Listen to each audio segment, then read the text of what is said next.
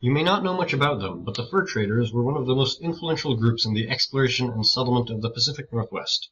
Who were they, and why were they so important? Let me explain. The fur trade was a major economic driver in the Pacific Northwest history from about 1810 until the pioneers began arriving and settling in Oregon Country in the 1840s. During that time, the forests of the PNW were populated by fur traders, who trapped beaver, otter, and fox, among other furs, and traded them to merchants who brought them to Europe, the eastern United States, and China.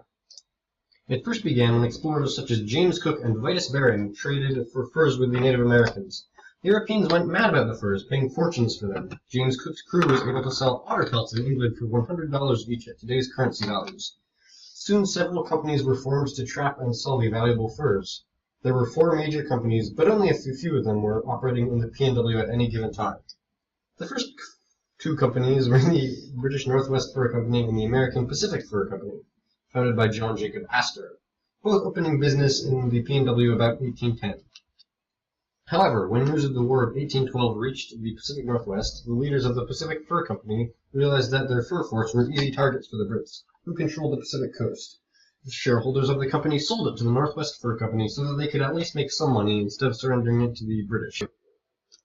Later, the Hudson's Bay Company, who had been founded in 1670 and already had major operations in Canada, bought the Northwest Fur Company, becoming the dominant force in the region.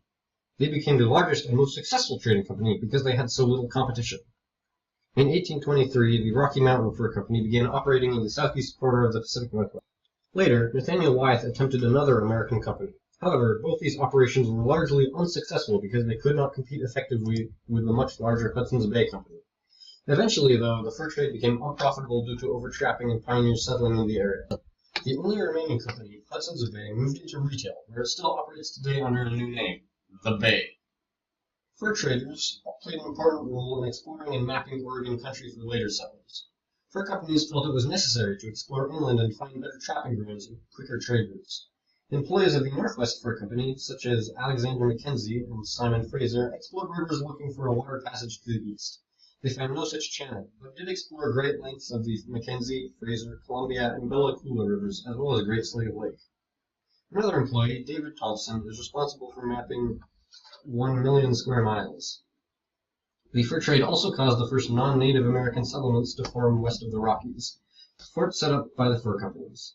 They were large compounds where trappers would come to sell their furs to merchants, who would bring the furs to Europe, China, and the eastern United States. They would also resupply. Some forts, such as Fort Vancouver, had farms in the surrounding areas. In these ways, the forts were the precursor to both the towns and farms that came in the 1840s. The first fort in the PNW, the Cully-Spell House, was built in 1808 by the Northwest Fur Company in northern Idaho. Later, the Pacific Northwest, Hudson's Bay, and Rocky Mountain Fur Companies all built forts, as well as Nathaniel J. Wyeth. A total of 17 forts were set up in what is now Washington, Oregon, and Idaho. These ranged from Fort Hall in the southeast Snake River Valley to Fort Astoria at the mouth of the Columbia River. These forts paved the way for other communities to be set up by later migratory groups. In fact, many present-day towns, such as Spokane and Astoria, are set up where fur company forts once stood. The fur trade, for better or for worse, also had a major impact on the Native Americans. They were often used as middlemen or trappers. As John Mears, an early explorer and fur trader, said in his book from 1790, voyages made in the years 1788 and 1789 from China to the northwest coast of America, we had procured upwards of 140 sea otter skins. Our first arrival, we had stipulated a certain price for every different kind of fur. But in the whole business of the traffic, Native Americans availed themselves to every advantage, and it was to our interest to submit to any deviation they attempted to make from the original agreement. And, after some time, the Native Americans changed the whole order of the traffic with us, and instead of common barter, according to the distinct value of the articles exchanged, the whole of our mercantile dealings were carried out by making reciprocal presents, accompanied with the utmost display of that pride and hospitality. Eventually, the European culture of the fur traders rubbed off on the locals. Thus, the Native Americans and First Nations people in the area adopted Christianity, the ideas of male dominance, and the nuclear family. The fur trade in the Pacific Northwest also stimulated the region's first economy because of 3 main reasons. First, the rest of North America's trapping grounds would become more populated, but trapping grounds in the Pacific Northwest were much more plentiful in furs. The sparse population also allowed for trade with the Native Americans, who could provide cheap labor as trappers or middlemen. Second, the Pacific Northwest was plentiful in forests, rivers, and lakes, allowing for large populations of beaver, otter, and fox.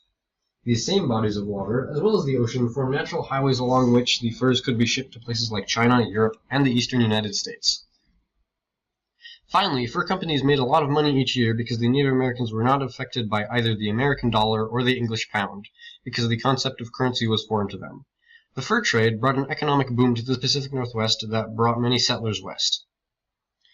During the fur trade era, a lot of animals were hunted for their pelts. Populations of fur-bearing animals decreased severely, and some even disappeared from the region. However, many of these animals are making a comeback, particularly sea otters, who were all killed off by 1910, but released into the wild in the 1960s and 70s.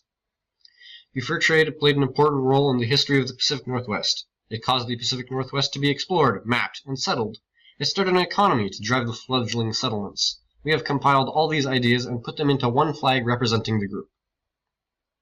The green represents the forests that the trappers plied their trade in. The blue represents all the waterways that were important to the trade, the rivers and lakes that were explored, the other rivers and lakes that were used as shipping routes, and the yet other rivers and lakes that were habitat for the fur-bearing animals.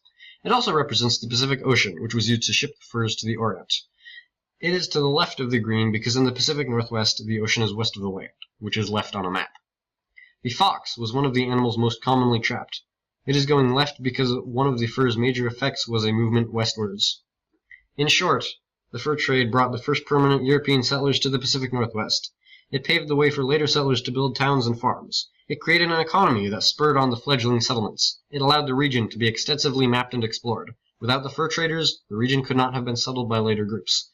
Because of this, the fur traders were the most important early migratory group and should be considered on the Commission's flag.